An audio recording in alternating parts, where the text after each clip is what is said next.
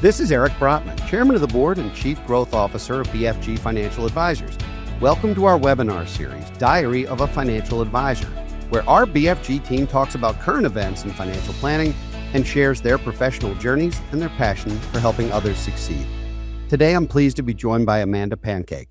Amanda is the Director of Community Impact and a Client Relations Associate at BFG Financial Advisors, where she's been an integral part of the firm since 2019. In her community impact role, she leads initiatives that strengthen BFG's connection to clients, partners, and the broader community. She helps drive outreach efforts, supports key relationships, and plays a central role in advancing the firm's mission through meaningful engagement and service.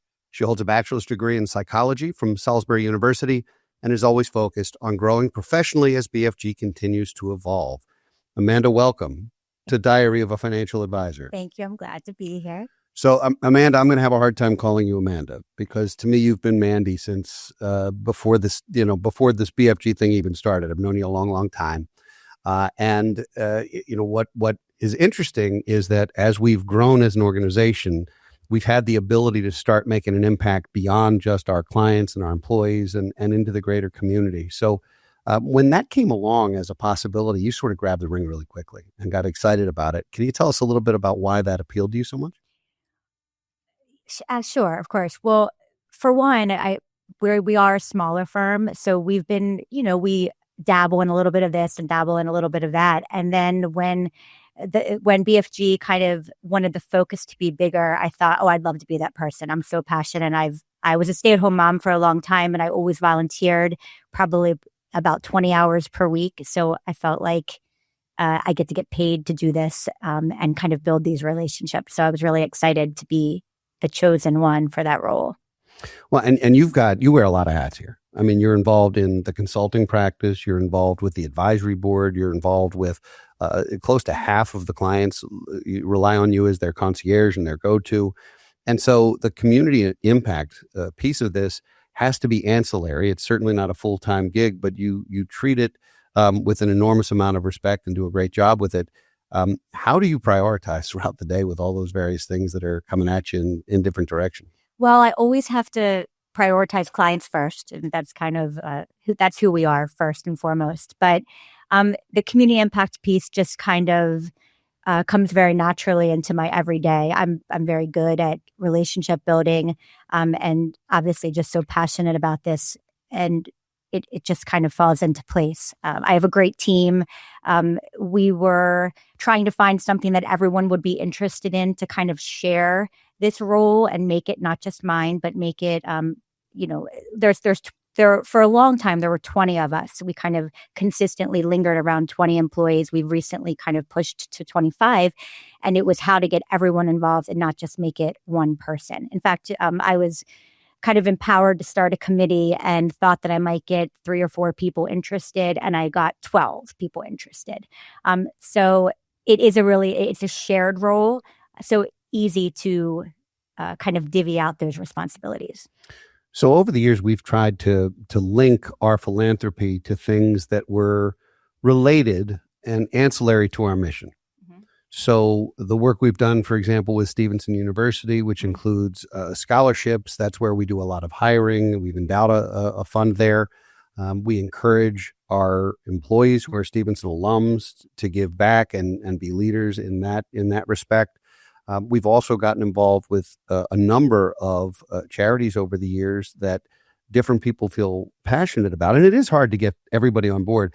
I still get really excited about things and sometimes run at full speed without checking in with the other 24 people. There was one year where I really wanted to support the Alzheimer's Association because it was so in line. And so we decided to sponsor the whole state, and we had walks all over the state, like every weekend. People did it, but I think I was probably a voodoo doll somewhere. People were probably not very happy with me that they were in every part of the state for so many Saturdays. But Alzheimer's has been a big deal for us. It has. We had Lena on this program a couple weeks ago, and she talked about what she's doing with Dancing with the Stars and with Alzheimer's. We've been involved with Junior Achievement over the years. Which is financial literacy and the cash campaign and some different things that we've tried to get involved with. The Coalition for Financial Literacy, where I was involved. We've been involved in in the Bar Association and the Chamber of Commerce and some of the business associations. How in the world do we, in your opinion, how do we keep being able to be involved in so many things in a meaningful way rather than just sort of writing a check and forgetting it? Like, that's not how we want to do it. That's absolutely not the way we do it. It's not optics at all. We are people. We do it for the people, and everything you named. If we start with kind of the educational piece and junior achievement, we don't just write a check to junior achievement. We sponsor their events. We show up. We participate. We talk to this younger generation and expose them to financial literacy in ways, entrepreneurship, opening up a credit card, saving for not so much retirement at that age, but saving for something that they want to purchase, or charitable giving, things like that. But we actually show up to those events. Last year, we were involved in the Leading Ladies event, which is just young high school girls, and it's an all women's event. And I believe 6 of us showed up at that event. We've done the stock market exchange, where we send our younger advisors over, and it's kind of a mock floor of the stock exchange. And this year, we're actually shifting. We're not shifting, but we're adding Towson University. We're partnering, and we're actually sending a couple of our guys to judge their wealth management competition. And then when you talked about Stevenson, even, we do have that endowed scholarship, and it's a gap scholarship. But the recipients, there's a breakfast for the donor and recipients. And I've been involved in other organizations where the donors don't actually show up, but we go and we meet the people that have received our awards, and we invite them to visit. We are always willing to talk about the industry and various career paths they could take. We've allowed them to shadow, to intern. So we do so much more than just writing that check. And Alzheimer's, speaking of, is like the thing I'm most proud of and excited about this year, because Lena, as if you heard the previous episode, she is dancing, one of 10 dancers. There's 900 or so people show up to that event, and we've been going for years. But to make our impact even bigger, Lena said, I'll dance. She's becoming CEO this year, or as of January 1. And it was kind of a way we keep saying, dance into her new role. But the part that kind of separates us, I think, is that typically, so you're asked to, you're required to get at least $35,000 in donations if you're going to be a dancer, one out of these 10 dancers. And Lena set this very ambitious goal of $100,000. And we've already, by the way, in 3 months exceeded 60. We're beyond 60% of that goal. But typically, in those kinds of situations, you get 1 big check, 2 big checks, maybe 3 big checks. But we've had over 150 people individually contribute to that number. And I think what that tells me is that people value our relationships, and they know what we're doing is the real thing, and they want to get behind Alzheimer's and get behind Lena and get behind BFG. And we've, if you have 150 plus people raise their hand to participate in something that you're championing, it doesn't even feel like fundraising anymore. It feels like a community impact. And that's unique to us. I don't think everyone does that as well as we do. So sorry, that was long, but no. I'm very passionate about No, that was great. So how do you think the work we're doing outside of the office, the relationships, the community involvement, the philanthropy, how do you think that impacts the work we do with clients? Well, I think they feel that we are the real deal. I think that it proves that we stand by what we say, that and that knowing that we want to educate, and that goes all across the board. We want to educate them as clients. We want to educate their multi-generations. But I think just knowing that I don't want to be redundant, but knowing that we stand by what we say, that we don't just write checks, that we are the real deal, I just think it's something that they're proud of. And when I say those 150 people, many of those are clients. I would say half of those are clients. We don't push. We kind of, our philosophy is simple. We We provide a way, we tell people what we're doing, and we provide a way to do it by inviting and not pushing social responsibility. And I think that that's appreciated and respected, and I think people want to be part of it.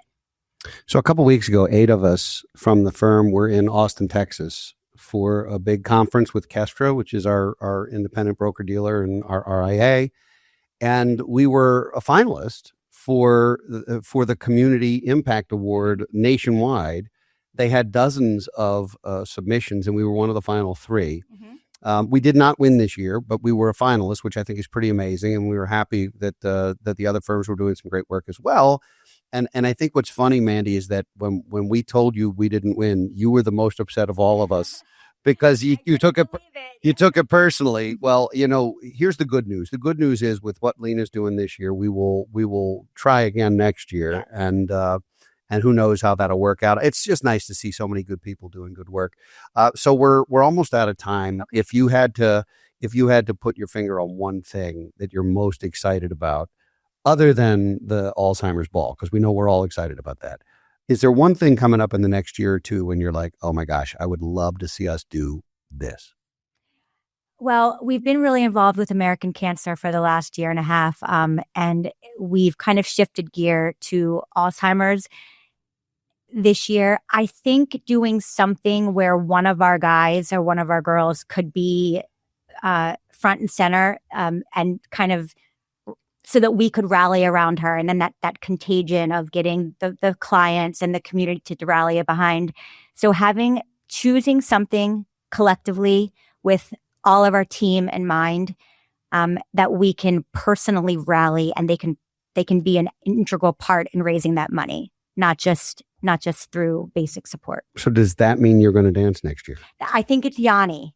Yanni's going to dance. I think it's Yanni. Wow. All right. So you heard it here first. We'll have to see. Say it. He made me say it. We'll see what his reaction to that is. But if Yanni says no, you're going to do it. I'll find someone else. Oh, all right. See, volunteering people what to do. Well, thank you for doing this. Thank you. I really appreciate it. Thank you for having me. This is such a fun part of what we do, and you're such a big part of it. So I thank you for that. Thank you. I'd like to thank everybody for watching today. If you enjoy our webinars, please subscribe so we can continue to be a part of your journey to financial freedom. We'll be back in 2 weeks with our next entry in Diary of a Financial Advisor. And for more great content and free resources, please visit bfguniversity.com. We'll also encourage you to check out our podcast, Don't Retire, Graduate, which releases interviews with remarkable guests every other Thursday. For now, thanks for joining us. We'll see you again in 2 weeks. Securities offered through Kestra Investment Services, LLC, Kestra IS, member FINRA SIPC. Investment advisory services offered through Kestra Advisory Services, LLC, Kestra AS, an affiliate of Kestra IS. Kestra IS or Kestra AS are not affiliated with Brotman Financial or any other entity discussed.